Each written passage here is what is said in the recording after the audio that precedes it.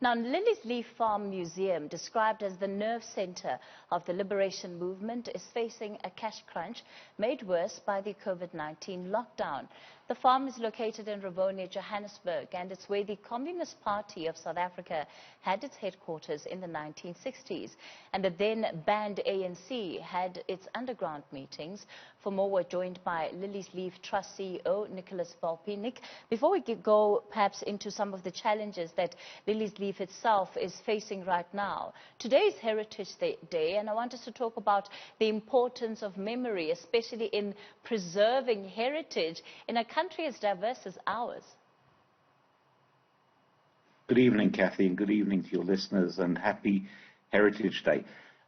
Kathy, it's been interesting. I was listening to some of your previous guests talking about, for example, indigenous knowledge and the teaching, and how that there are mechanisms to include it in the kind of curriculum, but we're failing to do it. And I think that is symptomatic of a broader problem that we're facing in our country today in terms of preserving our history, our memory, and our heritage.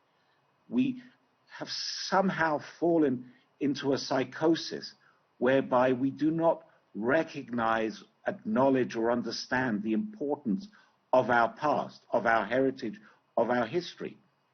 And I'd like to give an example of that.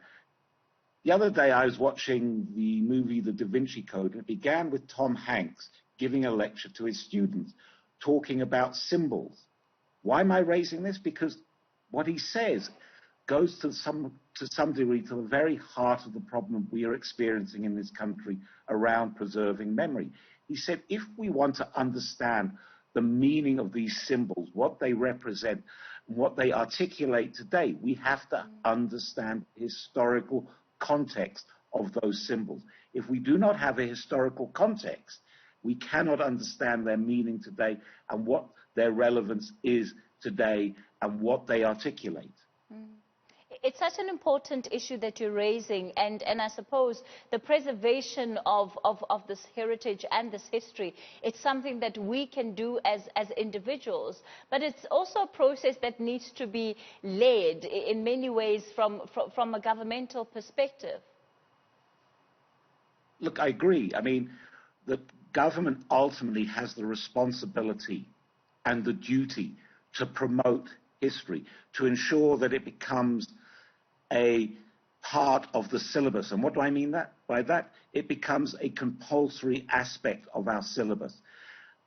When I talk about this, Kathy, I always remind myself about Cuba when I was there in 2012. Every single day that I woke up, it was almost like it was Groundhog Day, that I was reliving the Cuban Revolution, because it is so ingrained into all facets of their society. And for example, if you wanted to get to university, regardless of what you wanted to study, what you wanted to be, you needed to have history. You needed to have had graduated and passed history. They recognized the important centrality and the meaning of history within the broader cultural edifice and the broader understanding of society.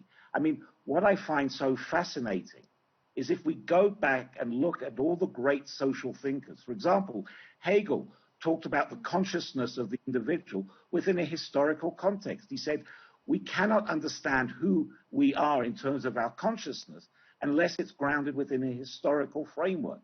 But we have somehow pushed that aside because we've allowed over the last 75 years the STEM subjects to take priority, because it's drummed to us every day that it's the STEM subjects which create the economic foundations and the prosperity for a country, that without the STEM subjects, countries can't develop and grow.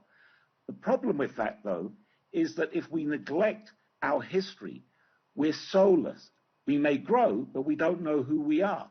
But we can have huge amounts of employment, wealth, but it's meaningless if it's in a soulless vacuum without us appreciating and having that contextual understanding of who we are as individuals and a collective and ultimately as a nation. And you know, it also makes us so much more empty as a society, because you look at some of the issues that South Africa has been grappling with, whether it's on the issue of race and how some of these things find their way in corporate South Africa. And you think if people actually had a true understanding of where we come from, had a true appreciation of the experiences of different cultures, different races in the country, perhaps we wouldn't even see some of the problems that rear their head today. I agree with you, Kathy. I think before I answer it, I would like to just preface it by saying that the problems that we face today are not just grounded in the failure to understand and appreciate the historical, cultural context of our society. You know, there are many other aspects in terms of the failure to create that broader economic prosperity that so many of our people crave for. But coming back to it, you're absolutely right. We've created a vacuum, and into that vacuum, we've allowed disparaging narratives, contrary to what our struggle was about, contrary to what our founding fathers were trying to achieve, contrary to the ideals of the Freedom Charter and the 10 clauses, because we have not kept it alive. We have not been educating our people. We have not been informing them of what our struggle was about, what we wanted to achieve, why we embarked upon this struggle, that we embarked upon this struggle to create a multiracial, multicultural society where all South Africans can live together. To paraphrase Nelson's last kind of words in his I've Prepared to Die For speech, where he says to live in harmony, to live together.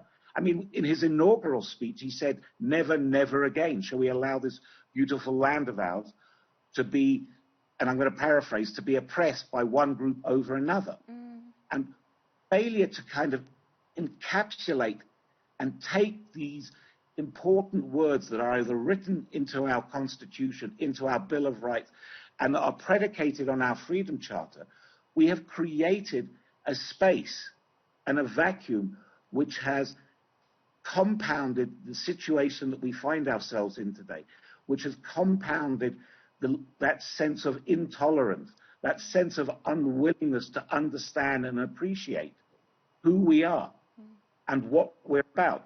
I mean, I remember several years ago when I was talking about wanting to make history compulsory, I was attacked for it by particularly the white segment of our population, because they couldn't understand why I was talking about an African history. And what I felt that they didn't understand is when I talked about an African history, I'm talking about an all-embracing history which encapsulates the multi-diversity of our society and our history stemming back to the Khoisan people and the rock art. And we are in Africa after all, Nick, so it would only be fitting that we are taught an African history. Of course, the COVID-19 pandemic has left, you know, its own different type of onslaught on museums such as your own, heritage sites such as your own. Speak to us about what this period has been like. Well, you know, when I talk about it, Kathy, I talk about the double whammy. The first is, even during the best of times, you know, independent institutions like Liliesleaf, like District 6, we struggled. Because really, if we look at the makeup of historical sites, museums around the world, none of them make a profit, because primarily their role is not to make a profit. Their role is to keep the memory alive, to ensure that we have access to the material. So the double whammy has been that we were struggling already in terms of trying to secure funding, because unfortunately, independent institutions like District 6 and Liliesleaf struggle to gain funding from the state. I believe they have this archaic system whereby they say, unless you're a cultural institution effectively owned by the government, you're unable to access funding. So the impact of COVID-19 has been, one, places like District 6 and Liliesleaf and all the other historical sites have been forced to close. So what income we were generating has dissipated to zero. And given the fact that we are confronted with an economic crisis caused by COVID-19, because people are struggling, you know, it's not just institutions, it's individuals, loss of employment, the ability to raise funds, donor funds to help sustain, it's become harder and harder and more difficult. And it's not going to just be now, it's going to continue once we move into a post-COVID-19 world, whenever that will be. We don't really know. Because Nick, sure. When one looks at an entity like Liliesleaf and, you know, with its very strong roots, even attached to political organizations, one would think that those organizations, as independent actors, would also have an interest in preserving such a site, because their history is very much tied to what you have at Liliesleaf. In fact, it's part of the history of their movements. Well, I think, you know, it comes back to what we've been discussing now about how the importance of history has faded. It's no longer seen as something that is critical and is important to preserve. And that is the reality, and it's an unfortunate reality. And in some respects, it's not about whether Liliesleaf is linked to a political organization, be it the Communist Party, the ANC. It's much more important than that, Kathy. It's about the fact that we keep history alive. We give a platform to the voiceless people in terms of the archive. We preserve the history. We articulate the history. We speak truth to power. We are able to convey the history in a way which is not restrictive, but speaks to the truth of the history, speaks to the truth of what our liberation struggle was about. But coming back to your point, I think it is also it is an indictment. It shows how far, to a large degree, the importance of our struggle has fallen from the apple tree, so to speak.